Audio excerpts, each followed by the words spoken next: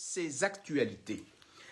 Alors, tout d'abord, avant de commencer les différents sujets, j'aurais souhaité donc vous rappeler donc deux éléments importants. Donc nous organisons, donc Droit et Liberté organise deux types d'activités prévues pour ce week-end.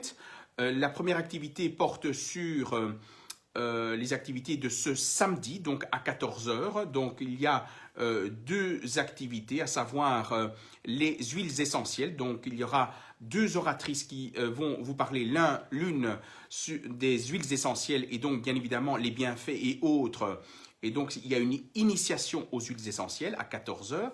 Il y a une deuxième activité samedi, c'est à 16 heures, c'est concernant donc les mystères de l'au-delà. Donc c'est vraiment un sujet qui est quand même intéressant, donc à pouvoir vraiment bien comprendre ce qui donc l'interconnexion possible. Donc et donc je vous invite effectivement à participer à ces deux activités prévues pour ce samedi. Toutes les informations sont sur notre site internet www.droit-liberté.be et on va vous mettre le lien donc sur la vidéo. Donc, très belles activités pour ce samedi en présentiel. Alors, deuxième activité ce dimanche à 19h30.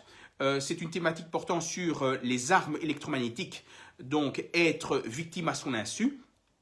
Effectivement, bon nombre de victimes sont présentes en Belgique, mais également donc à l'étranger, dans le monde entier, quant à l'utilisation de ces armes. Et donc, il est important pour nous de faire parler des experts internationaux ainsi que des victimes un peu partout dans le monde, justement pour que vous puissiez prendre conscience que peut-être vous êtes vous-même victime donc de ce genre d'armes. Donc, et donc ces armes telles qu'elles sont utilisées, eh ben, il y a une manifestation au niveau de votre peau, au niveau de votre peau et autres. Donc, et donc, vous pouvez vous en rendre compte. Et donc, ce sont ces experts qui vont vous expliquer si oui ou non certains d'entre vous peuvent être ou non victimes de ces armes électromagnétiques. Alors, donc, n'hésitez pas à vous inscrire. On mettra également le lien sur cette vidéo pour que vous puissiez vous inscrire pour ce dimanche dimanche 20 mars à 19h30 par vidéoconférence Zoom, tout simplement. Alors, pour le reste, on va commencer les actualités et comme ça, vous pouvez prendre conscience de ce qui se passe. Alors, certaines personnes, donc certains citoyens, dans leurs commentaires, ils disent, voilà, mais écoute Paolo, qu'est-ce qu'on peut faire par rapport à la situation liée, bien évidemment, à la situation Covid-19, mais également par rapport à ce conflit armé entre la Russie et l'Ukraine. Donc, il y aura un certain nombre d'éléments d'information que je vous indiquerai au cours de ces actualités, mais aussi pour le surplus. Sachez qu'à partir du moment où donc vous avez en tant qu'électeur donné le pouvoir aux politiciens, bien évidemment, de pouvoir régir ce qui est obligatoire pour les citoyens en tant que tels, les marges de manœuvre sont à tout le moins, les marges sont réduites d'une certaine manière. Pourquoi ? Parce que très simplement, vous avez donné votre pouvoir en tant qu'électeur au Parlement, donc aux députés. Donc les députés régissent les règles qui sont obligatoires à l'égard de tous. La chose que l'on peut faire, c'est des actions judiciaires. Le problème, c'est que ces actions judiciaires, bien évidemment, lorsqu'elles mettent en balance l'intérêt privé et l'intérêt collectif, les juges, en général, sont plus à pencher sur l'intérêt collectif et donc du côté des politiciens. Et donc, ça, il faut être conscient de cette situation-là. Donc, ce que l'on peut faire aujourd'hui, c'est non seulement deux choses essentielles. La première chose qu'on peut faire, c'est d'établir donc un réseau parallèle, justement pour faire face, bien évidemment, à cette augmentation de prix dans le secteur des services, dans le secteur des produits et autres. Donc, justement, pour faire face à la montée des prix, ça, c'est ce qu'on peut faire et ce qu'on est en train de mettre en place. Et la deuxième chose que l'on peut faire aussi, c'est de se préparer justement pour que les citoyens puissent prendre leur destin en main, justement pour qu'en 2024, eh ben, vous puissiez bien évidemment être préparés pour être repris dans des listes et pour mettre dehors ces politiciens belges que vous avez fait confiance et qui ont mis à mal l'économie du pays. C'est ça que vous pouvez faire aujourd'hui. Mais non, vous dites, oui, mais écoutez, maintenant, qu'est-ce qu'on peut faire maintenant? Ben écoutez, vous savez, voilà, vous savez que les choses se préparent. Et la structure des institutions sont telles que les marges de manœuvre sont réduites et donc il faut se préparer pour l'avenir. Alors les choses ne se changent pas du jour au lendemain comme cela. Il faut être clair. Les choses se préparent. Même les politiciens belges se préparent aussi. Hein. Les politiciens belges se préparent. Regardez, le CDH change de nom, puis il y a d'autres commencent à mettre en place leur programme au niveau politique. Donc les politiciens belges sont en train de mettre en place tout cela. Donc eh ben, nous, de notre côté, nous devons faire de même. Voilà, nous devons utiliser le système pour être dans le système et pour changer le système. Vous ne pouvez pas changer le système en dehors du système, c'est pas possible. Et ceux qui vous font croire cela, que vous pouvez changer le système en étant dehors le système, c'est pas possible. Vous ne pouvez pas faire ça, vous ne savez pas faire ça. À partir du moment où tout est régi, même lorsque vous allez aux toilettes, eh bien concrètement, vous devez être dans le système pour changer le système. Sinon, c'est pas possible techniquement parlant. Donc, en substance,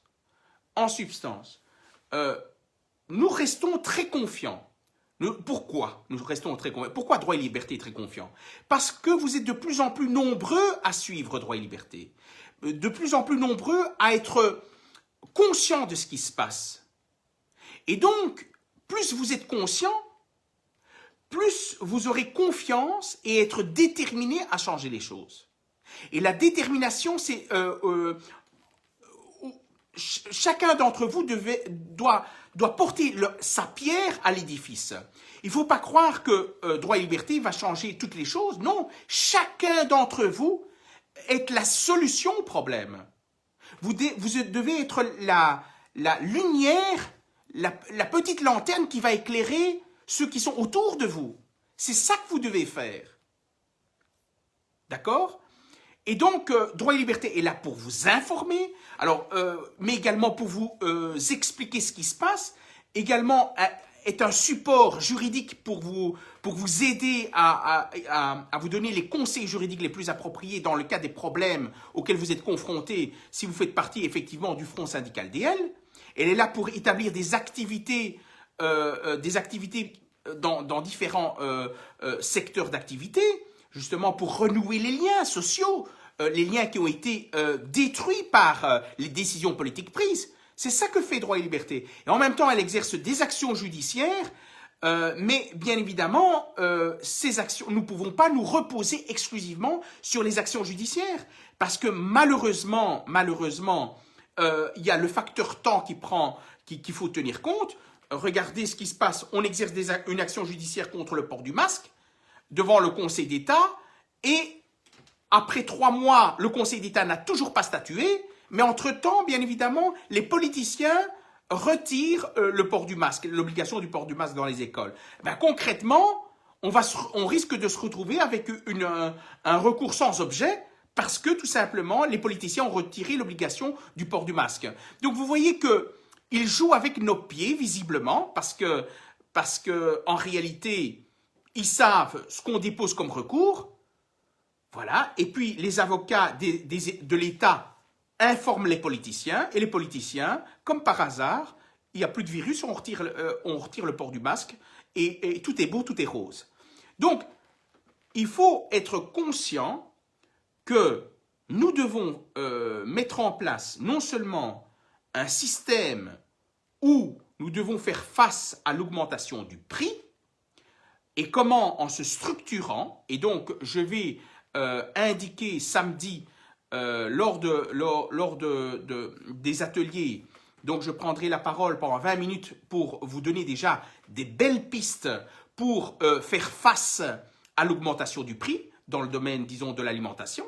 Comme ça, il y a un prix stable sur plusieurs années, parce qu'il faut savoir que dans les structures actuelles, bien évidemment, vous allez être impacté sur l'augmentation du prix, et ce sur une période de 10 ans, ça on le sait. Eh bien, nous sommes en train de mettre en place un système qui vous permet effectivement de ne pas subir l'impact grâce à des partenariats avec des agriculteurs qui ont des terrains et qui permettent effectivement que vous ne puissiez pas subir l'inflation des prix en tant que tel. Eh bien, ça, c'est une solution que l'on va mettre en place pour vous en tant que tel. Et la deuxième chose, c'est que vous devez rester informé, justement pour ouvrir les yeux et pour vous rendre compte que vous devez plus être spectateur, mais être acteur. Voilà. Donc ça, c'est quelque chose d'important. On va passer maintenant aux actualités pour commencer à prendre conscience que les choses commencent à bouger, mais en même temps que les sanctions qui sont prises par les Européens, par les politiciens européens à l'égard de la Russie aura un impact malheureusement dans un plus long terme en tant que tel, malheureusement, mais vaut mieux être conscient des choses que plutôt de fermer les yeux. Alors, la Russie engage la procédure de sortie du Conseil de l'Europe. Effectivement, ce mardi, la Russie a décidé d'engager la procédure de sortie du Conseil de l'Europe, accusant l'OTAN et l'Union européenne d'avoir fait un instrument au service de leur expansion militéro-politique et économique à l'Est. Et donc, effectivement, la Russie n'a plus confiance, vu que les décisions politiques qui ont été prises par l'Europe et donc par les États membres de l'Union européenne, dont la Belgique et la France, pour être très clair, eh ben, a fait que la Russie n'a plus confiance. Et donc, ce retrait de la Russie du Conseil de l'Europe, donc c'est-à-dire l'organe politique d'orientation, disons, des discussions politiques et donc économiques, eh bien, eux se retirent. Donc ça veut dire quoi? Ça veut dire que la Russie, concrètement, ne va plus travailler avec l'Europe. Mais ça veut dire quoi ça? Ça veut dire que la Russie et tous les réseaux qu'ont entretenu la Russie avec les autres pays, eh bien l'Europe va être sanctionnée aussi. C'est ça que ça veut dire. C'est ça que ça veut dire. Ça veut dire en substance que ce que disait Bruno Coleman au niveau économique, à savoir l'augmentation des prix sur 10 ans, c'est une réalité. Et lorsque Louis Michel disait « Nous espérons vraiment nous espérons que la Russie soit un jour membre de l'Union européenne », je pense sincèrement que c'est du foutage de gueule. Je trouve vraiment. Et vous avez la réponse. Vous avez la réponse. Il y a 2 jours, on dit, Louis Michel dit, j'espère que la Russie fera partie de l'Union européenne. Et 2 jours après, la Russie se retire du Conseil de l'Europe. Eh bien, vous voyez que je pense qu'on nous prend pour des ahuris, je trouve. Je pense sincèrement que les politiciens européens sont très dangereux. Vraiment. Je pense vraiment qu'ils jouent avec l'argent et l'épargne des citoyens européens. Vraiment. Et grâce à eux, on sera dans la merde, comme on dit. Excusez-moi l'expression, hein, mais vraiment, c'est vraiment au plus bas du bas, grâce à eux. Et pas seulement à court terme, c'est à moyen long terme, grâce aux politiciens belges et européens. Merci les politiciens, merci. On va encore vous faire confiance, parce que vraiment, vous vous occupez vraiment bien de nous. Et en plus sur du long terme, je trouve.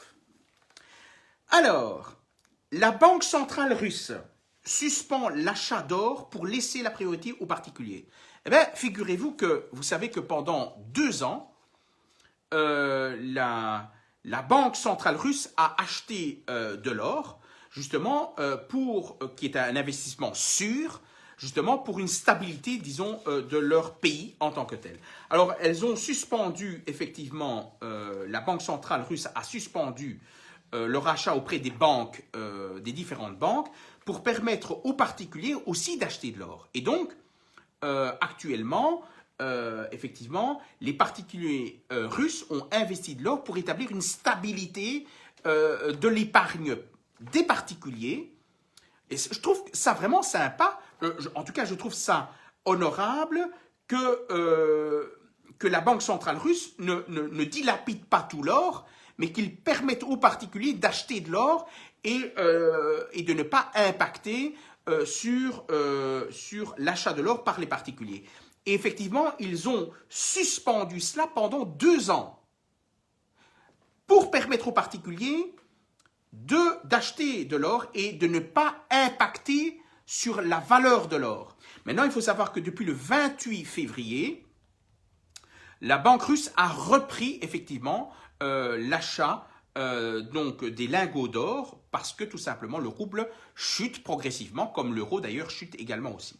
Alors le conseil qu'on peut vous donner, vous me dites, voilà Paolo, mais quel conseil? Mais vous savez que si vous avez des épargnes sur votre compte bancaire, allez voir la bourse, regardez que l'euro chute et va continuer à chuter. La solution à faire, c'est quoi? C'est d'acheter de l'or, pas de retirer l'argent en banque et les laisser chez vous à la maison, c'est pas ça qu'il faut faire, surtout pas. C'est de pouvoir acheter de l'or, de faire un virement auprès donc des entreprises qui sont spécialisées dans l'achat et de la vente d'or et d'investir en or. Pourquoi? Parce que si vous laissez votre argent en banque, ben, la banque, qu'est-ce qu'elle va faire pour vous? La banque va acheter de l'or à votre place, va gagner de l'argent et vous allez perdre de l'argent. Voilà, tout simplement. Donc, ce que vous devez faire, vous devez tout simplement acheter, disons, de l'or, pas auprès des banques, parce que les banques vont se sucrer sur vous, c'est auprès de sociétés spécialisées dans l'achat et de la vente d'or, et d'avoir un certificat qui vous confirme effectivement qu'il s'agit donc personnel ou un prêt hypothécaire, pardon, eh bien vous serez malheureusement, vous aurez une chaîne voilà, autour du cou. Vous aurez une chaîne autour du cou, parce que si vous perdez votre emploi, vous perdez vos briques avec. Par contre, avec l'or, bien évidemment, c'est une valeur sûre. Elle augmentera et elle continuera d'augmenter. Regardez, on est à près de 60 000 euros le kilo. Elle a augmenté fortement, donc achetez de l'or, parce que c'est une valeur sûre. Alors, quand je vois aussi dans les journaux concernant la sortie de la Russie au sein du Conseil de l'Europe, et je comprends les Russes, ils se disent, mais enfin, les Russes se disent, mais enfin, vous me sanctionnez, vous me sanctionnez au niveau économique, et vous voulez que je reste au Conseil de l'Europe pour des décisions politiques et économiques dans les relations entre les États. Mais vous êtes des faux culs, en gros. Et comme les Russes n'aiment pas être faux culs, ils préfèrent se retirer, tout simplement. Voilà. Et qu'est-ce qu'on voit dans la presse? La Russie préfère sortir du Conseil de l'Europe qu'être expulsée. Ah. Et on voit, tant mieux, nous ne voulons pas de criminels de guerre ici. Mais c'est incroyable. Des titres aussi forts de traiter de criminels de guerre, les Russes. Mais qui sont ces personnes de traiter les Russes de criminels de guerre? C'est uniquement un tribunal qui peut traiter de criminels. Comme c'est le tribunal qui peut traiter certains politiciens de corrompus. C'est seul un tribunal qui peut faire ça. Qui sont ces politiciens de traiter de criminels les Russes? Ce sont des tribunaux, mais non, les politiciens. Ah, je savais pas ça. Moi, je savais pas ça. Que les politiciens belges et européens peuvent maintenant s'arroger le pouvoir de juge. J'ignorais tout ça, moi. Alors, concernant la guerre en Russie, vous savez combien ça va coûter? Au minimum, les prises de position de la Belgique, tant à l'échelle européenne qu'à l'échelle mondiale par rapport au conflit armé entre la Russie et l'Ukraine. Vous savez combien ça va coûter aux Belges? Tenez-vous bien, les amis. Tenez-vous bien. Grâce aux politiciens belges, eh ben, ça va coûter au moins 5 milliards d'euros aux Belges. 5 milliards d'euros grâce aux politiciens belges. Moi, je trouve que c'est vrai que la Wallonie est en faillite. Mais là, pour le coup, je trouve que les Belges n'ont pas peur de dépenser, je trouve. C'est vraiment bien. Moi, je trouve que ce sont des décisions courageuses, je trouve. 5 milliards d'euros pour les Belges. Uniquement cette prise de position dans le cadre des relations avec la Russie. Sans consulter les citoyens. Moi, je trouve que c'est courageux, je trouve. On ne consulte pas et on fait payer le citoyen sans les consulter. Je trouve que c'est très courageux, je trouve. On continue. Prolongation du nucléaire. Le nucléaire a gagné en intérêt depuis l'invasion de l'Ukraine. Ah! Maintenant, les politiciens reviennent en arrière. Ils ne voulaient plus de nucléaire. Maintenant, ils reviennent avec le nucléaire. Alors, je vais vous expliquer, avant de vous expliquer cette information. Malheureusement, je ne sais pas si les citoyens sont au courant, mais vous savez, lorsque les politiciens ont permis aux exploitants des centrales nucléaires ab initio, dans le contrat qui avait été conclu avec les politiciens belges et les exploitants du nucléaire, ab initio était prévu le fait que les déchets nucléaires, le traitement des déchets nucléaires, devait être pris en charge par les exploitants eux-mêmes. Donc les exploitants se sont fait du blé, comme on dit. Et puis, il y a quelques années, les exploitants ont donné un coup de pouce aux politiciens belges pour dire, écoute, tu sais, la gestion des déchets nucléaires, on ne veut plus prendre en charge parce que ça coûte beaucoup trop cher. Et maintenant, tout est beau, on veut sortir du nucléaire. Moi, je comprends pas, moi. Moi, je comprends pas. Vous comprenez, vous? Ils veulent sortir du nucléaire à cause du réchauffement climatique ou de la pollution. Est-ce que c'est pas pour éviter que les exploitants des nucléaires douillent du fric parce qu'il faut traiter les déchets nucléaires?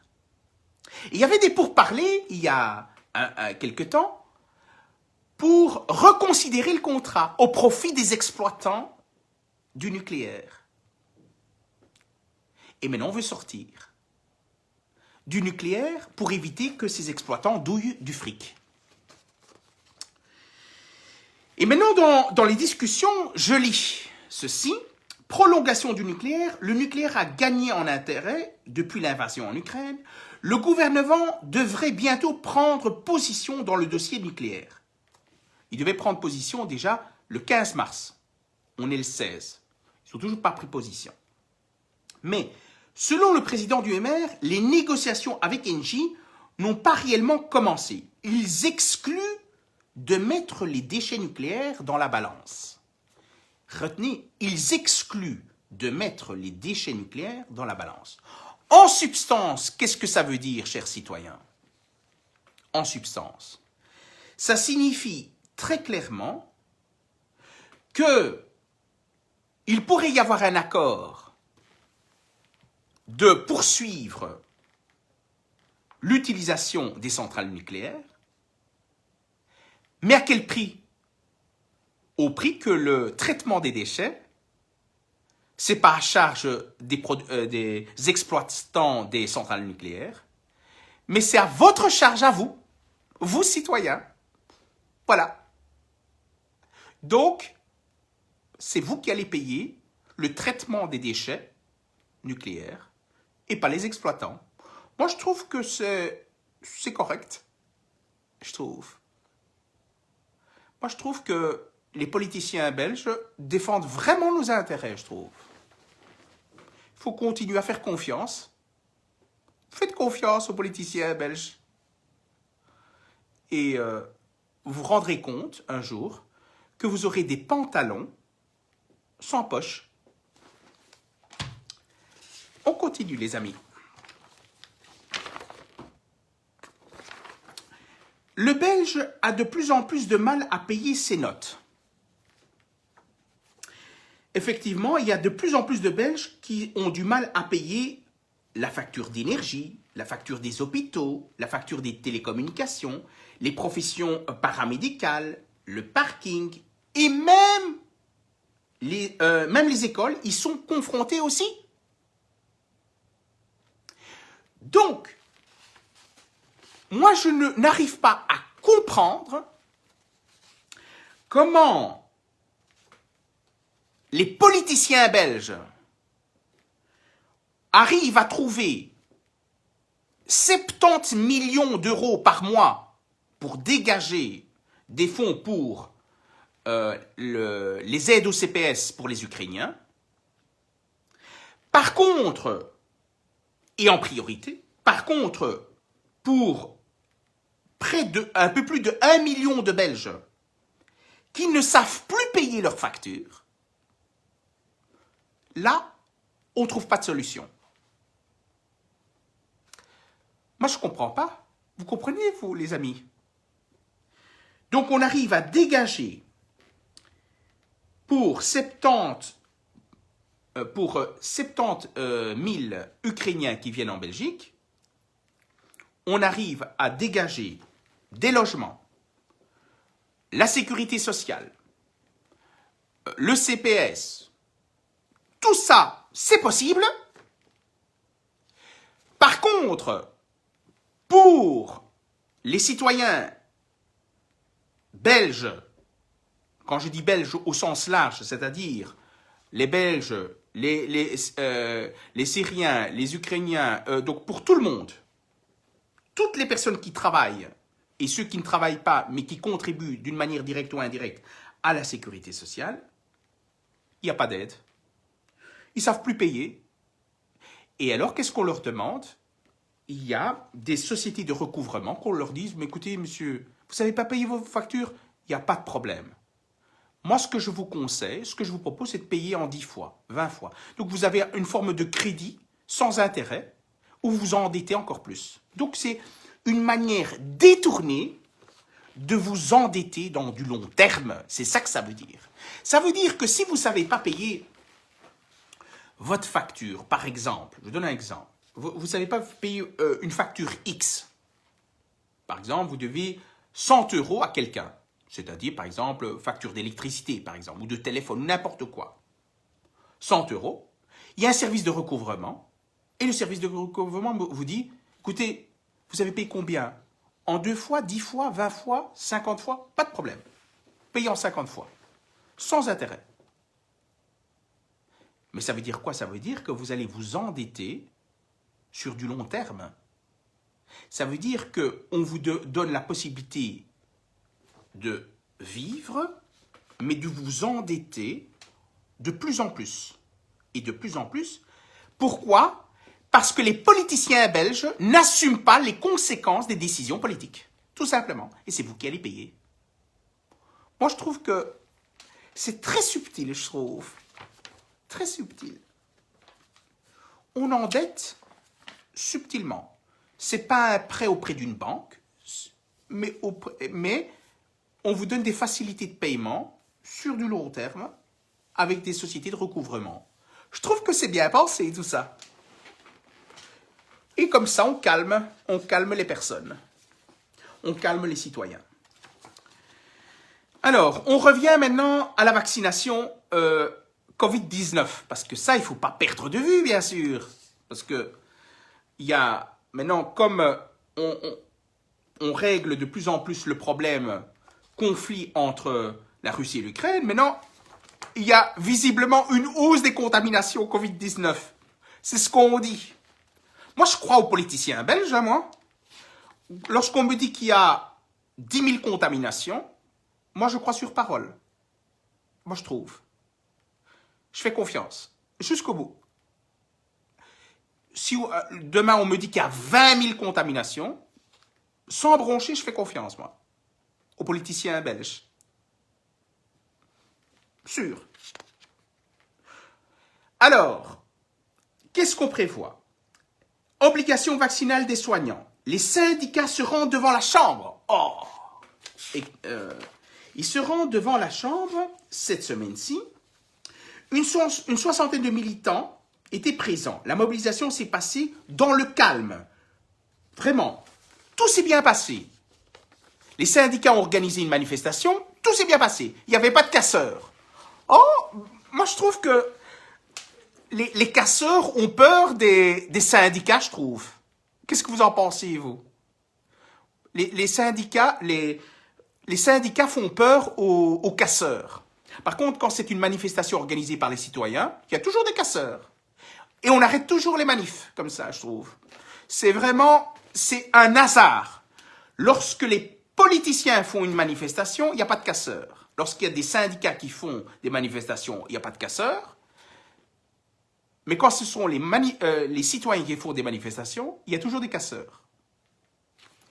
Moi, je trouve que j'essaie de comprendre, mais j'y arrive pas, moi. Vous y arrivez, vous? Je trouve que c'est beau. Je trouve que dans son ensemble, c'est cohérent.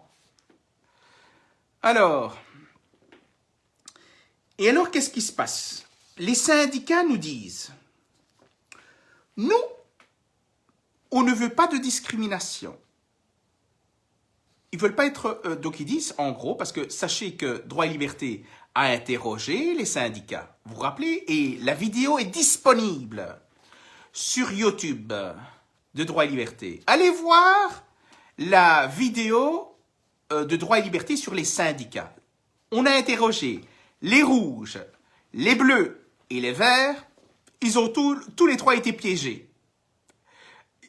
Et même le dernier a dit, quoi, vous voulez nous piéger là avec votre question?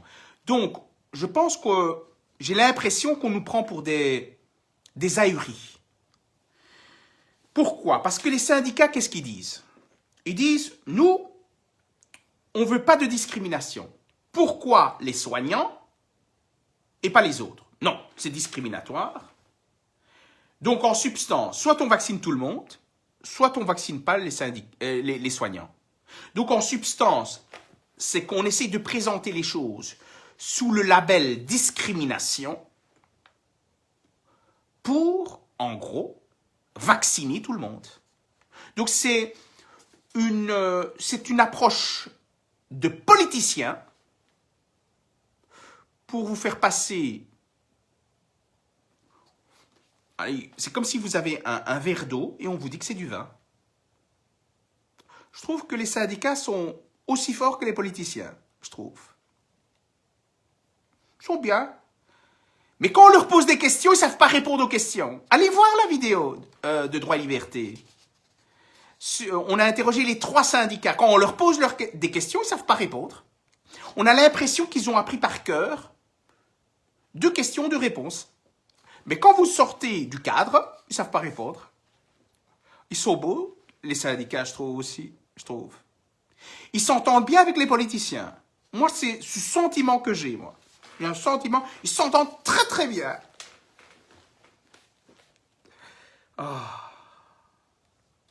Je trouve que j'ai de plus en plus de plaisir à faire le JT.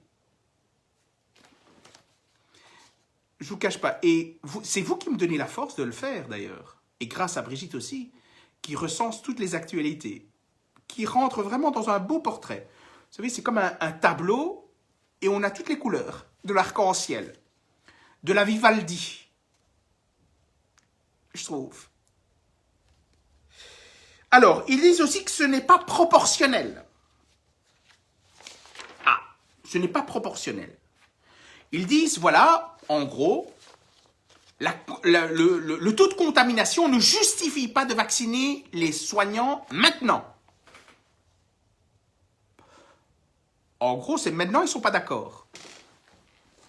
Mais en octobre, lorsqu'on sait qu'il y aura l'apparition d'un virus, parce qu'on le sait, hein, septembre-octobre, il y aura un virus qui sera là, d'office. On ne sait pas lequel, mais il y en aura un.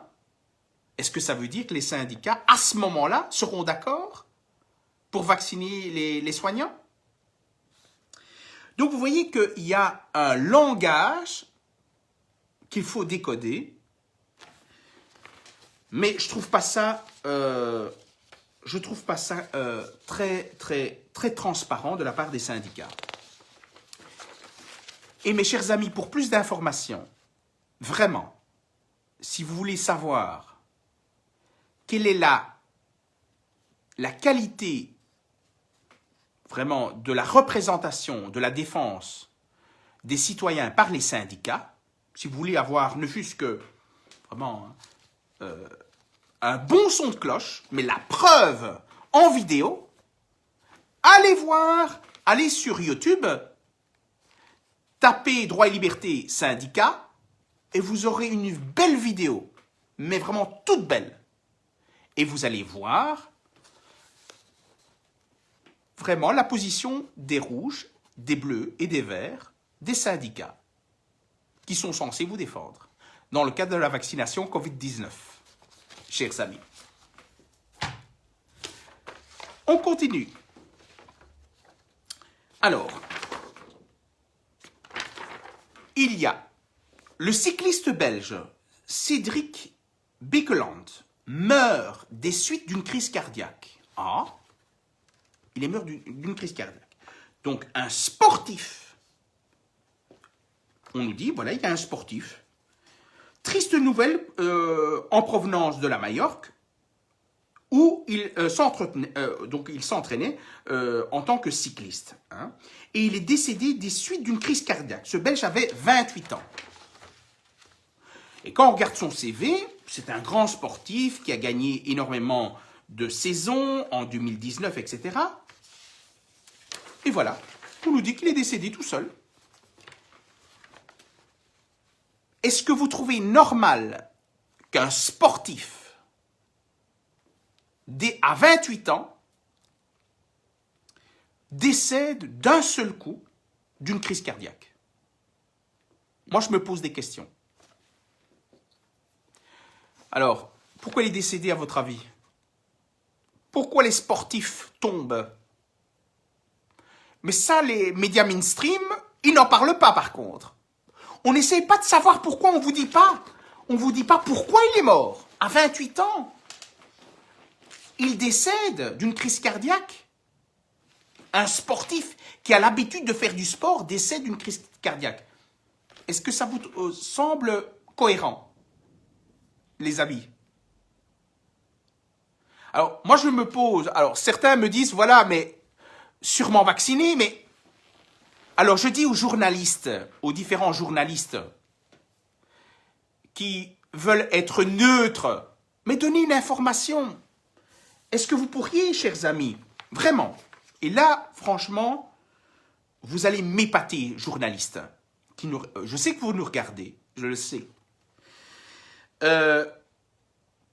Est-ce que vous pourriez demander à la famille de Cédric Bekeland, qui a 28 ans, s'il était vacciné? Donnez cette information. Eh bien, si vous la donnez, eh bien, franchement, vous allez m'épater. Moi, j'aimerais bien savoir, et alors j'invite à tous les citoyens qui nous regardent actuellement, essayez de trouver cette information-là, en contactant peut-être celles et ceux qui connaissent Cédric Bekeland, et demander si cette personne était vaccinée ou pas. Et on va faire le pronostic. On va faire le pronostic. Et voir un peu si ce que les politiciens belges nous racontent, à savoir que le vaccin est sûr, vous pouvez fermer vos yeux, tout va bien se passer. Renseignez-vous, les amis, ça m'intéresse. Écrivez peut-être à RTL TV, écrivez à RTL TV, téléphonez aussi à RTBF, demandez la réponse. Nous, ça nous intéresse, cette information. Et ça intéresse pas mal de monde. Et dès que vous avez la réponse, chers amis, ça m'intéresse vraiment. Envoyez-nous un mail, parti.droit.liberté@gmail.com. Et on va vous donner l'information. Mais moi, au pif, est-ce qu'il est tombé, est-ce qu'il est mort tout seul? Ça, je n'y crois pas. Clair. Et en général, mon petit nez ne se trompe pas.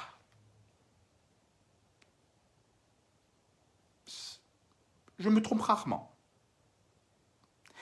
Allez les amis, en tout cas, je vous aime bien. Je sais que vous êtes nombreux à nous suivre. Partagez un maximum cette vidéo. Moi, je vous adore. Je vous adore parce que je sais que vous aimez ce JT. Donc, on reçoit beaucoup de messages, de remerciements. Et donc,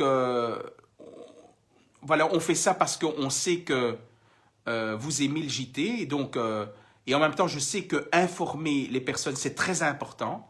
Parce que visiblement, quand moi je regarde, je regarde plus le JT, hein, mais hier, je vous cache pas que je me suis dit, tiens, je vais regarder un peu dans le JT des médias mainstream, ce qu'on raconte.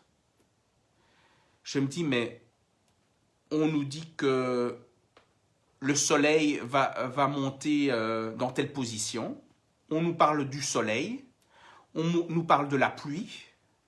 On nous parle des rencontres. On nous parle du beau temps, en fait. Et je me dis, mais comment on peut être informé en regardant ce genre d'informations? Moi, je me pose la question. C'est impossible. Pas possible du tout. Vous ne pouvez pas être informé. En regardant ce genre d'informations, comment vous voulez être informé? Moi, de toutes les informations que je vous ai indiquées aujourd'hui, il n'y en a pas une. Pas une. Moi, je trouve qu'ils sont transparents, les médias mainstream. Je trouve. Aïe, aïe. En tout cas, ce que je peux vous dire à toutes celles et ceux qui n'ont pas vraiment confiance en l'avenir, moi, je peux vous dire quelque chose. C'est que si nous n'étions pas confiants, on aurait arrêté déjà depuis très longtemps. Moi, je sais que vous êtes nombreux à nous suivre. Nous le savons.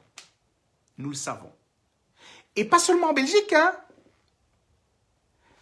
mais partout, en France, en Italie, au Québec,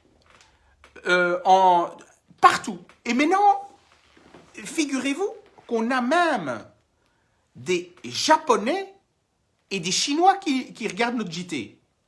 Je trouve que c'est beau tout ça, les amis. Visiblement, on nous aime bien là. Mais donc, ce que je veux dire, c'est que nous, ce qu'on veut, c'est la paix, c'est tout. Je trouve vraiment que ce que devaient faire les politiciens européens, c'est tout faire pour qu'il y ait la paix en Ukraine et la paix en Russie. Et établir des liens avec l'Ukraine et des liens avec la Russie. C'est ça qu'ils auraient dû faire. C'est ça qu'ils auraient dû faire. Ils auraient pu le faire. Ils auraient pu faire ça. Utiliser les relations diplomatiques pour la paix. Mais que voulez-vous attendre de la Russie lorsqu'on sanctionne financièrement les Russes? Alors, on nous a envoyé des affiches de certains supermarchés, des supérettes, ces supermarchés, où on met dans les rayons, on ne vend plus de produits russes pour soutenir l'Ukraine. Mais vous vous rendez compte? Vous vous rendez compte de cela? On retire certaines supérettes et supermarchés, on retire des produits russes pour soutenir l'Ukraine. Mais vous ne vous rendez pas compte que c'est gravissime? Déjà, les supermarchés, certains supermarchés jouent le rôle de propagande. Ils font de la propagande. Mais incroyable. Incroyable. Et c'est qui va payer? Mais si vous supprimez tout cela, c'est qui va payer maintenant l'augmentation? Eh bien, je demande aux politiciens belges, parce que le coût de la position des politiciens belges par rapport à ce conflit va coûter 5 000, au moins, et c'est les spécialistes qui le disent. Hein. Alors, je vais vous montrer ça, parce que Moi, je me fie qu'aux spécialistes.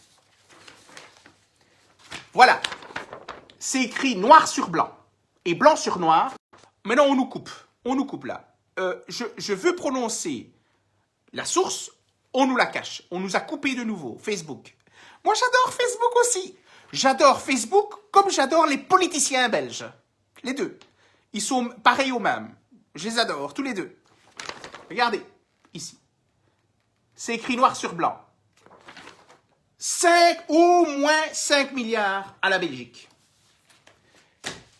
Et moi, je vous dis sincèrement que ça ne va pas coûter 5 milliards. Ça va coûter bien plus cher. Je pense que on va doubler.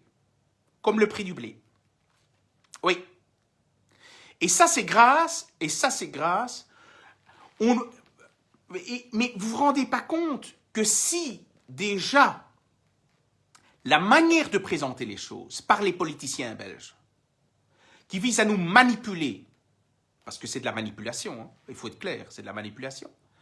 On nous dit que c'est les Russes les méchants, mais qui sont les politiciens pour juger les Russes ou juger l'Ukraine?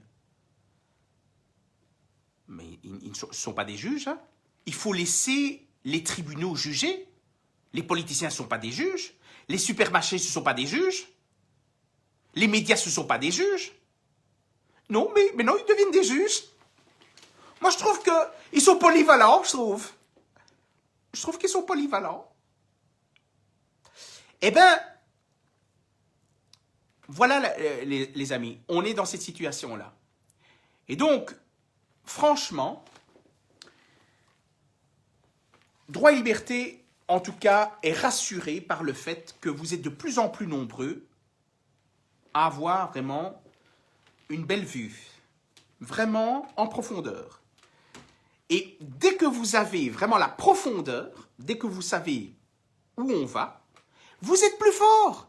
Parce que si vous savez, si vous arrivez à voir de loin, eh bien, vous pouvez prendre les bonnes décisions, les amis. C'est ça qui est important. L'information du JT de 13 heures de DL permet de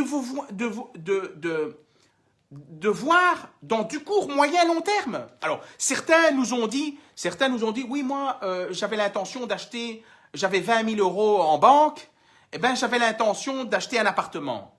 Grave erreur, les amis. Grave erreur. Pourquoi? Vous souscrivez à un prêt hypothécaire.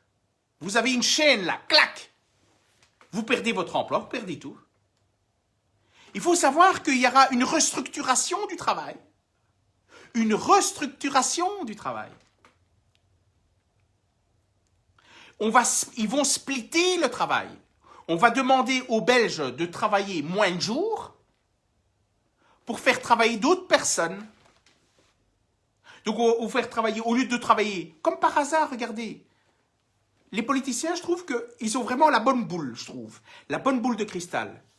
Vous vous rappelez lorsque les politiciens ont dit, non mais, nous, ce qu'on veut, c'est que les Belges, au lieu de travailler 5 jours par semaine, ben, je leur propose de travailler 4 jours par semaine, ils travaillent plus, et on leur laisse un jour. Mais ce jour-là va servir à d'autres personnes. Donc vous allez travailler plus, vous allez dérégler vos relations avec votre propre famille, au profit de quoi? Au profit du fait que d'autres personnes vont travailler pour le dernier jour. On va créer de l'emploi. Ils vont vous faire croire qu'ils créent de l'emploi grâce au nombre de personnes qui travaillent. Même si vous travaillez un jour, c'est comme si vous travaillez. Et donc on va dire, regardez, on a diminué le chômage, on a créé de l'emploi. Et donc, les amis, ce que je vais vous dire, c'est que ce qui nous réconforte, c'est qu'à partir du moment où vous savez au loin ce qui se passe, ça vous permettra de prendre les bonnes décisions. Vous avez de l'argent en banque? Alors, si vous avez peu d'argent en banque et que vous avez la possibilité d'acheter de l'or, achetez de l'or. Mais vous devez avoir une réserve pour acheter aussi des produits alimentaires pour vous nourrir. Si vous avez beaucoup d'argent, ben alors vous achetez de l'or et vous achetez de la brique. Mais l'or est plus sûr pour l'instant. Et d'ailleurs, la Russie ne se gêne pas d'acheter de l'or. Comme les Russes en Russie, donc les particuliers russes achètent de l'or. Et de toute façon, les banques, ils achètent de l'or aussi, hein, à votre place, avec votre argent. Voilà, les amis. Donc moi, voilà, première chose que vous devez faire. La deuxième chose que vous pouvez faire pour agir, vous dites, oui, mais les solutions, mais je vais vous les donner, les solutions. Faites ça, Deuxième chose, deuxième solution. Ceux qui ont les œillères, mais partagez cette vidéo. Ils auront de moins en moins d'œillères. Ils seront plus critiques. Et plus ils sont critiques, et bien plus ils vont basculer des hésitants vers les résistants. Et donc ça veut dire quoi? Ça veut dire que concrètement, les politiciens vont se retrouver progressivement au pied du mur. Et en 2024, ils peuvent changer leur nom, leur couleur, leur forme de leur logo. Ils seront dehors. Moi, j'adore les politiciens belges. Eh bien, les amis, c'est ça, la solution. La solution, c'est d'informer les personnes pour qu'ils aient de moins en moins d'œillères. Et il y en a beaucoup. Ne dites pas qu'il y en a peu. Il y en a beaucoup. Il y a 2 millions et demi qui sont des résistants. Mais ils sont à l'ombre. Ils sont à l'ombre parce qu'ils ne veulent pas perdre leur job. Voilà. Voilà. Parce que, tout simplement, ils ne veulent pas, parce qu'ils travaillent dans une entreprise, voilà, dans un établissement public, ils ne veulent pas perdre leur job. Parce que s'ils se montrent, eh ben, ils seront dehors. Je comprends, hein. Mais ça ne veut pas dire pour autant que il n'y a pas de résistants. Il y a 2 millions et demi de résistants en Belgique, minimum. 25% et 30%, en tout cas, on vous aime fort. Soyez confiants, nous sommes confiants, on va se battre jusqu'au bout, pour vous et pour nous, pour tout le monde. Voilà. Il y a des pistes, il y a des solutions, et donc ça, on va vous les indiquer au fur et à mesure, ne vous inquiétez pas. Allez, avec plaisir, je sais que Facebook nous bug, malheureusement, il ne nous aime pas trop, hein, Facebook, mais c'est pas grave. L'essentiel, c'est qu'on reste en contact. Inscrivez-vous aussi à la newsletter de Droit et Liberté si vous voulez rester informé. Inscrivez-vous à la newsletter de Droit et Liberté. Et à demain, 13 h comme d'habitude. Ciao.